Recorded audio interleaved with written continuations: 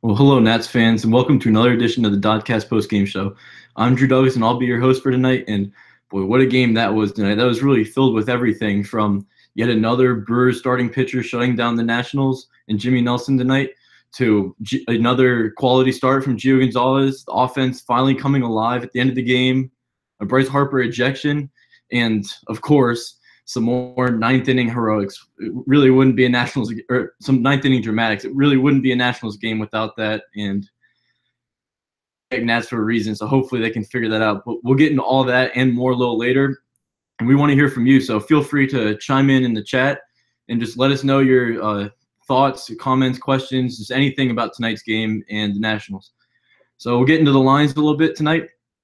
Brian Goodwin led off for the Nationals. He went 1 for 4, struck out in each of his first 3 at-bats. And I said that he was going for the golden sombrero in his 4th at-bat, but luckily he didn't end up getting that golden sombrero, his 4th strikeout of the game. Got a clutch double, eventually scored. So that was great to see him at the top of the lineup turn his 0 for 3 with 3 Ks into 1 for 4 with a double and a run. Wilmer Difo in the 2-hole. He was playing shortstop today in place of the injured Trey Turner. Stephen Drew got the start yesterday, but I'd really prefer to see Wilmer Difo as we saw tonight. He went 1 for 4 with a run scored and an RBI. Bryce Harper in the 3-hole went 1 for 4 with that strikeout at the end right before he got ejected. We'll get into that a little bit later. Zimmerman 1 for 4 with that 2 RBI double to take the lead, 4-2 in the 8th inning. Daniel Murphy 1 for 3 with 2 runs scored. Anthony Rendon 1 for 4. Adam Lind playing left field again tonight went 2 for 4 with a run, 2 RBIs. And then Matt Wieters got a clutch hit tonight. He went 1 for 2 with a walk, and it was eventually pinch run for by Pedro Severino in the 8th inning. And as good as the Nats offense was going in that 8th inning, after Pedro Severino ran for Wieters, he actually came up and got his own at bat where he also tacked on with a 2 RBI double. So that was great to see. He was thought of as the Nats' top catching prospect, struggled a little bit in the minors this year at times, but he's come up and really played well tonight in his opportunity late in the game. And then Adrian Sanchez in the 9-hole, he came in, got a sack, or he attempted to sack bunt, didn't quite get it far enough from the catcher Manny Pena, but was able to beat it out at first, which was huge because he ended up scoring the game-tying run in that 8th inning. So we'll get into Gio Gonzalez a little bit because it's a little bit of a rough first inning. It's not ideal and not an ideal situation to start the game with giving up a 2 spot in the top of the first. But he really, other than that, he pitched very well. He had a great curveball working tonight, that big Bugs Bunny curveball that he always sports.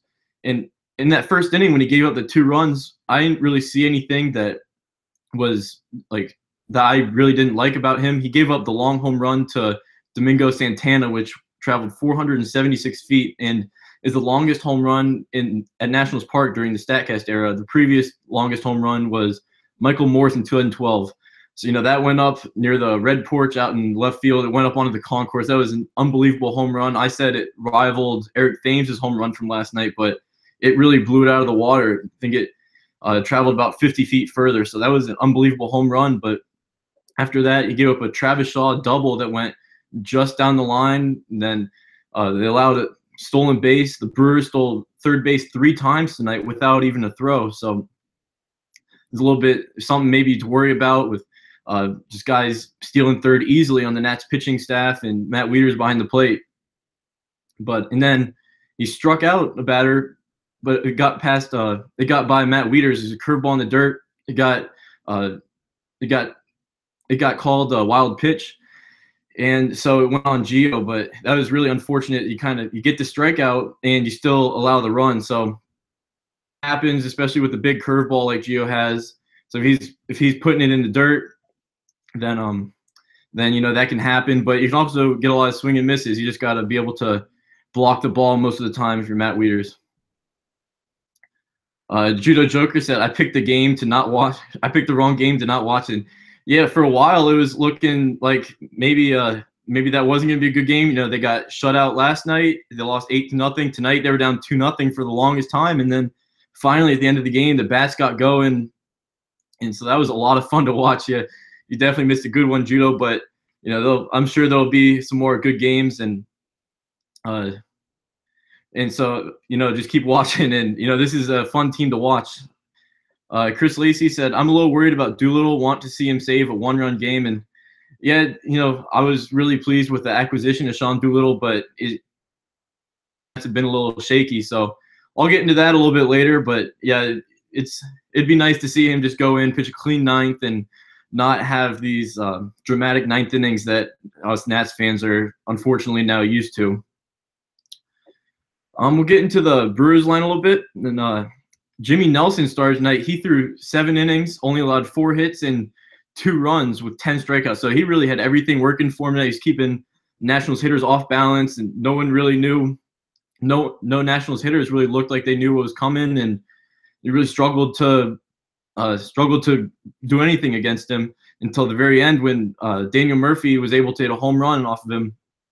And he was through 7 innings at 99 pitches, and then Craig Counsell, the Brewers manager, decided to let him begin the 8th inning. He walked Matt Wieters on 4 pitches, and that wasn't – Craig Counsell had seen enough. He went out and pulled him, but at that point it was too late because with a leadoff walk, usually it'll come back to haunt you, and boy did it. The Nationals went on to put up 7 runs in that 8th inning, which was all started by the Matt Wieters walk. So, Craig Counsell doesn't let Jimmy Nelson begin the 8th inning.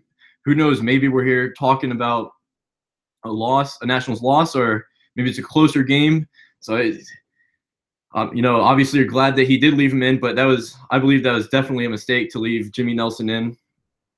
Go back to the chat a little bit. Chris Lacey said, is the Fetty promotion more to give Strasburg rest, or the injury something to be concerned about? And yeah, what Chris is talking about is today it was reported that Eric Fetty will be coming up for this weekend, possibly to start in Steven Strasburg's place on Saturday. And Strasburg, the Nationals have seemed pretty optimistic about him, and he had an ultrasound. They said there was no significant damage. He had a nerve impingement that has been alleviated. But, I think maybe they're just being cautious. In 2012, they shut him down with the innings limit, so I don't really see any point in rushing him back for a July start against Colorado when you have the division lead that you have, pretty much guaranteed a postseason spot. I wouldn't rush him back because with his injury history, who knows, maybe you rush him back from a minor thing and it turns out to be something major and he's out a significant period of time. And, he when healthy, he can be an ace, so you really need him for the playoffs and the stretch run. So I'm happy to see Fetty coming up, although he's facing a tough opponent in Colorado. I'm definitely happy to see that the Nationals are they seem to be making the responsible decision of starting Eric Fetty and skipping Steven Strasburg. Ricky Keeler says, problem is, Judo, if you warm up Doolittle, you kind of have to use him with all his injury history. And yeah, absolutely. Dusty Baker, the Nationals manager, he prefers to, once you get a reliever hot, just bring him in. He's already used a bunch of throws and pitches in the bullpen to warm up, so might as well let him come into the game. But yeah, especially with Doolittle's injury history, as Ricky pointed out, he's like Strasburg in the past. He's had a tough time staying on the field at times. So if he's going to warm up, you might as well put him in and let him pitch in the game. Ricky also said Byron Kerr tweeted Strasburg will miss just this weekend, going on the DL. So if Strasburg has to go on the DL, I think I still wouldn't be too worried, at least yet, because he did have the ultrasound. They said there was nothing too significantly.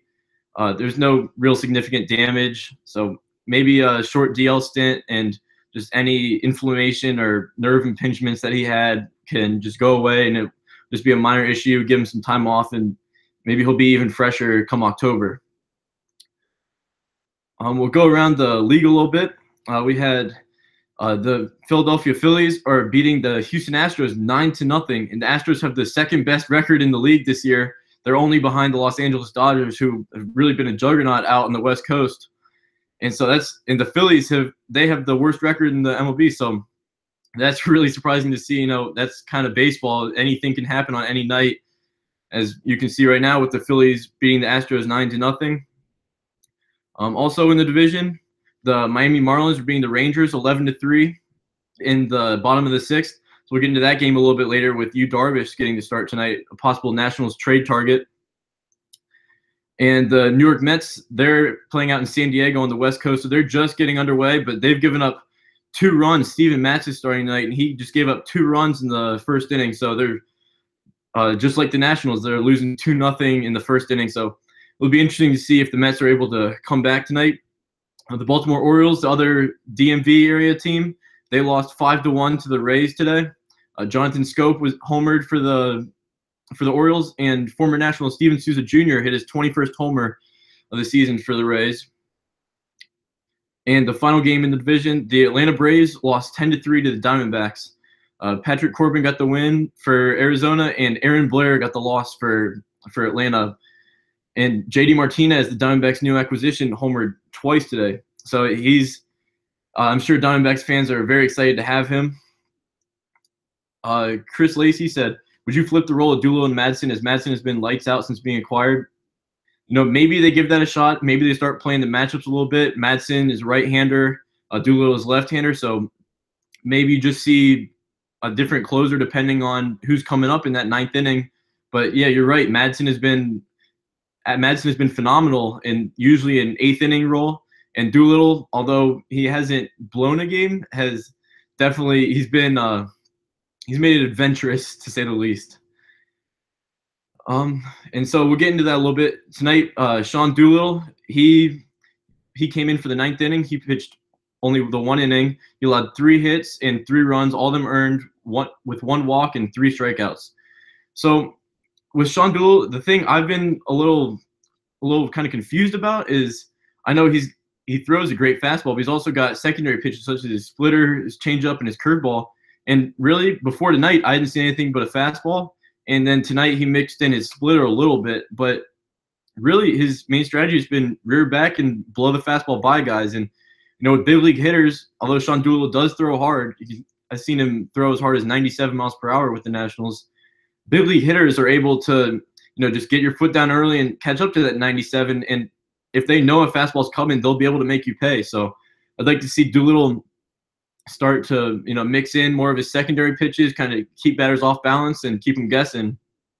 Because as we've seen with some kind of adventurous 9th innings, if you only throw a fastball, big league hitters are going to be able to make you pay. So I really like the Sean Doolittle acquisition still. I think maybe he's just getting acclimated to the new team and he's still adjusting to the trade. But I think maybe another outing like this, the Nationals may be forced to go get a closer like a Raisel Iglesias or an A.J. Ramos, maybe even Justin Wilson. He's not exactly a proven closer out in Detroit, but he has closed games this year.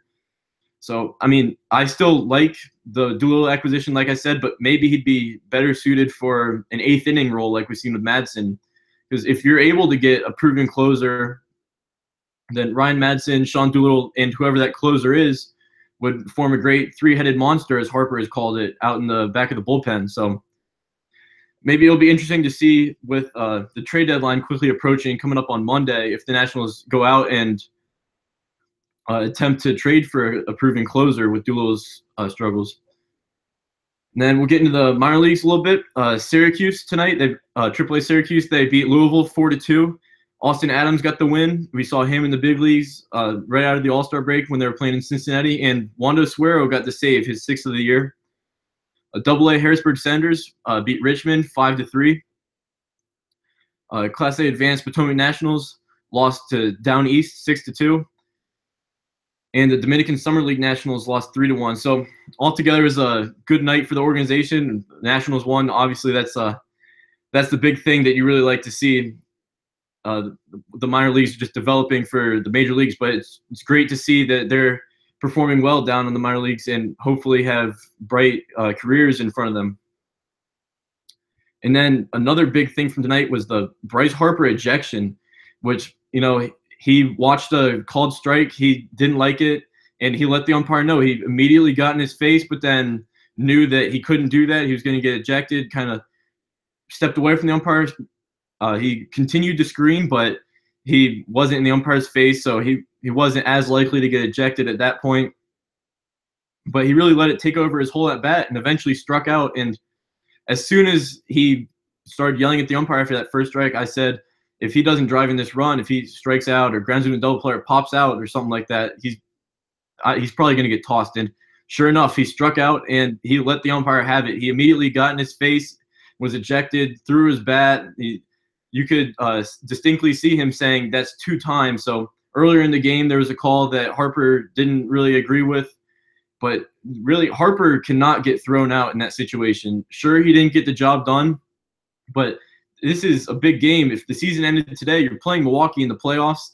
It's late in a close game, and Harper, he's really the best player on the team. And after his contract expires, he's going to get probably the biggest deal in MLB history, and for good reason. So the Nets need him on the field. He can't be getting ejected like that. He really needs to mature. He's still young. He's got plenty of time to mature, but he just cannot keep getting thrown out of games late like that. Luckily, they still had Stevenson on the bench. He was able to come in and play center field with Brian Goodwin shifting to right. But if the Nationals hadn't taken the lead and they end up going extras, then you have Andrew Stevenson in the 3-hole, and he just got called up. He's yet to get his first big league hit. So then all of a sudden you have Brian Goodwin, Wilmer Defoe, and Andrew Stevenson as your top 3 hitters in a game that might go extra innings against a playoff caliber team. So you really can't have that. You can't have your franchise player getting ejected in a close game. And this isn't the first time it's happened. So while it is kind of nice to see that Harper is passionate about the game and he is a fiery player, he has to kind of keep that in check and stay in the game, because he's not doing the team any good in the clubhouse, and he's not going to do himself any good getting fined. So you know that he lives for those situations and he wants to come through, but if he doesn't come through, he has to be able to stay in the game for his team. And now we'll get into I was discussing trades a little bit earlier today. The Nationals were reported to be interested in starting pitcher Yu Darvish from the Texas Rangers, and he started tonight against Miami, and he really did not fare well. He only managed to remain in the game for 3 2/3 innings, allowing 9 hits and 10 runs with 2 walks and 5 strikeouts. So, it wasn't a great showcase for him. I'm sure lots of scouts, the Nats included, were there watching him. The Nats have been rumored to be interested in him, the Dodgers, the Cubs, among others. So that really is probably his last start before the deadline, and that was not a great showcase. I'm sure the Rangers would have liked for him to pitch a little better, and so they could get as much as they can get for him if they do end up trading him. So it'll be interesting to see if maybe that hurts his value if he does end up getting traded. But tonight the Rangers were reported to be interested in Victor Robles. And with Yu Darvish's contract expiring at the end of this year, I really wouldn't give up Robles for possibly only 2 months of Yu Darvish. So there's definitely something to keep an eye on if Strasburg is hurt and the Nationals do need to trade for a starter. Seth Ross said Athletics have also shown interest in Victor Robles in their conversations with the Nationals on Sonny Gray. So, yeah, Victor Robles is the Nationals' top prospect. A lot of people are going to be interested in him. So, like I said, the Rangers are interested in him. The Athletics are interested in him. But the Nationals also have another great center field prospect in Juan Soto. So, maybe we see Juan Soto get traded. I heard yesterday that the A's were possibly interested in him, and he just had hand surgery today. He got his hamate bone removed, but he is still a great prospect. And Wilson Ramos had the same surgery a couple weeks ago. It did hurt him for a little while, but not too long. And if you're trading Juan Soto to a rebuilding team, obviously they're not expecting him to produce at the big league level now. Even if they did, he's nowhere near ready. So I don't think it would hurt his development too much. Seth Ross said, who likes the All-Star logo? He said he does. So, yeah, the Nationals, they did unveil their All-Star logo today for the 2018 All-Star Game. It featured the Capitol and just other different prominent features of Washington, D.C. So that would be a lot of fun to have the All-Star Game and the whole All-Star Week here in Washington, D.C. at Nationals Park next year. It looked like a lot of fun in Miami this year, and I can't wait to have it come to D.C. and see what it can do for the city, see what it can do for the organization. And if Harper's an all-star, which he should be, he'll be in that home run derby. Let's see. Chris Lacey said, it's okay for Bryce to get upset, but do it in the dugout where you can't get ejected.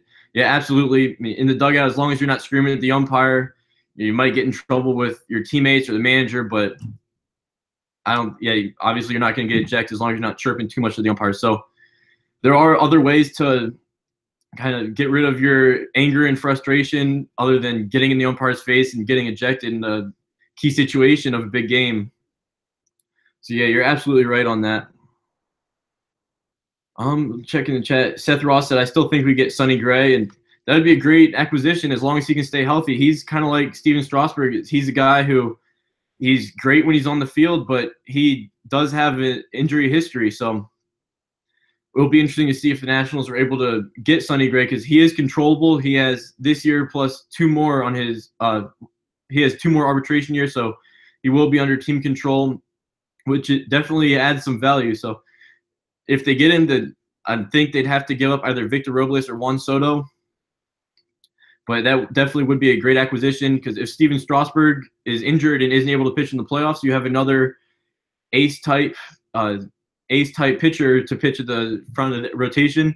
And if Strasburg is able to return, then you just have another ace to just plug into there with Max Scherzer, Steven Strasburg, Gio Gonzalez, and if Tanner Roark is able to continue to pitch well. So I would definitely like to see Sonny Gray, but I don't know if it's going to take too much to get him. And as Seth pointed out, Bryce Harper extended his hitting streak tonight to 18 games, his new career high. He's also reached base safely in 26 consecutive games, so that's another impressive streak. Hopefully he can keep it going. We'll see how far he can keep that streak going. It's definitely something to keep an eye on. Yeah, Ricky said no one else really of need in Oakland. Go get Lance Lynn. Lance Lynn would also be a great acquisition, but the Nationals have been rumored to possibly want a pitcher that's controllable. So I'm not sure if they'd go get Lance Lynn. Maybe you work out a deal with the Cardinals where you can talk to him, gauge his interest on possibly re-signing. But if Sonny Gray is too much, I'd love to see Lance Lynn come, even if he's just a rental, because he is a great pitcher and he could be a huge contributor down the stretch and on their postseason run. Some more things I saw in the game tonight. Just Adam Lind continued to play not great defense, but he plays decent defense in left field, which I didn't really expect because he's a great bat, but he struggles defensively at first, and really in left field he sometimes doesn't really look like he's ever played there before. I know he came up as an outfielder, but he's not too quick on his feet, but he made a lot of catches last night. He made some more plays tonight. So he hasn't really had a disastrous night in left field. Hopefully he can keep that up until guys like Jason Worth or Michael Taylor comes back. But yeah, tomorrow, sticking with the outfield, I kind of think maybe Andrew Stevenson gets a start. Brian Goodwin had the big double tonight, but he started 15 consecutive games now. He's never really played this much, at least at the big league level. And he's looking a little fatigued. Like I said, he struck out in his first 3 at-bats. So maybe Andrew Stevenson gets a start tomorrow with a 12:05 game. And I think maybe some of the regulars will be rested. I know Matt Wieters should definitely get a day off with a day game after night game, especially a game as early as noon. But the Nationals have 3 catchers on the roster now with Matt Wieters, Pedro Severino, and Jose Lobaton. So they definitely have some options if they do want to give Matt Wieters a day off. And hopefully the Nationals can have a good game tomorrow because, as Dusty has pointed out, they've really kind of struggled in day games. And I think most of that is just because Dusty has a tendency to kind of put out the B squad and rest a lot of his starters on day games. So it'll be interesting to see how many of the Nats regulars do play tomorrow and if they're able to get a win and win this series. We'll check the chat again. Yeah, Chris Lacey said his defense is passable about Adam Lind. Yeah, absolutely. He's not great defensively. You'd rather see an outfield of Bryce Harper in right, Michael Taylor in center, and Brian Goodwin in left. But if Adam Lind can play passable defense in left field and contribute offensively, it's really been a lot of fun to watch him hit. I didn't expect too much out of him when they signed him, and he's been a fantastic acquisition. And yeah, like Chris said, his bat will create more chances to play. If you can hit, the team will find a spot for you because you can always use offense. And with Adam Lind, you just kind of hope if he does make some errors out in the field, he makes up for it with his bat. We'll take a look at what we had go up on the site today. I had an article about Tanner Roark's recent success. He started off slow at the beginning of the year, but recently throughout July, he's pitched very well. He's at 2.5 ERA in 3 appearances, 2 starts. And so I kind of take a look at what has enabled him to pitch well and maybe what caused some of those struggles earlier this year. Ricky had an article about why Oliver Perez deserves a better role because he's pitched pretty well as a left-handed specialist at times. Last night in the blowout, he came in, went 2 innings, didn't allow a run. So he's pitched pretty well. Maybe he deserves a better role, like Ricky said. And Ron wrote about how Sonny Gray is a possible trade target, which we discussed a little bit earlier. The Judo Joker said, let's hope Max puts his issues from last game behind him. And yeah, absolutely. Like he said, his last start in Arizona, he allowed home runs to each of the first 3 batters. It wasn't his best start, although he did turn things around after the rough start. He still struck out 9, managed to go 5 innings. So he did start out rough, but it turned into old Max towards the end of that start. So hopefully he can turn things around. I would be surprised if he did have another bad start. So it should be a lot of fun to watch him pitch tomorrow. And he will be opposed by Michael Blazek, who he has appeared in 4 games this year, but those were all out of the bullpen. So he's making his first start of the year tomorrow. He's really been a good pitcher for them so far this year. He hasn't allowed a run yet. So that should be a good game. With afternoon games, the shadows can always be an issue at Nationals Park. So maybe we'll see a rough day for Milwaukee. They've really scored a lot this year. They got 8 runs last night, 5 tonight. So with the shadows, maybe we'll finally see their offense settle down a little bit between Max Scherzer and then just not being able to see the ball as well as you'd like. Judo said, it's always when I'm worried about a Scherzer start, he impresses me most. And yeah, he's really a competitor, and he I believe prepares the best out of any pitcher on the Nationals for sure, and maybe any pitcher in the league. So after that rough start last year, I'm sure in these days since his start, he's been really getting after it and working really hard on throughout his routine, and he'll be as prepared as possible to go out and shut down the Brewers tomorrow and lead the Nationals to get a series win. So we'd really appreciate it if you gave this video a like and subscribe on YouTube. If you liked us on Facebook, and you could follow us on Twitter at District on Deck. You could follow me on Twitter at DrewRD98. And all of our articles are on our website at districtondeck.com. So yeah, it was quite the game tonight. The Nationals were able to win 8-5, but it wasn't easy. It started out rough. Finally got the bats going late. He scored 8 runs in the 7th and 8th inning alone, and then some more drama in the 9th. So it'll be interesting to see how the Nationals address the 9th inning issues, if they do choose to address the 9th inning issues. If not, I think long-term Sean Doolittle would be fine in the 9th inning, but he definitely has gotten off to a bit of a rocky start to his Nationals career. So Ron will be with you tomorrow. Like I said, it's Max Scherzer and Michael Blazek for a 12:05 start. So early game. Make sure you don't miss it. I know there's not too many noon games, and you might be expecting for an afternoon game to be at 1 o'clock. So make sure you're watching that game. It should be a good one at 12:05 against Milwaukee, the series finale before Colorado comes in for the weekend. So from everyone at District on Deck, I'm Drew Douglas. Thank you for watching tonight, and have a great night, everyone.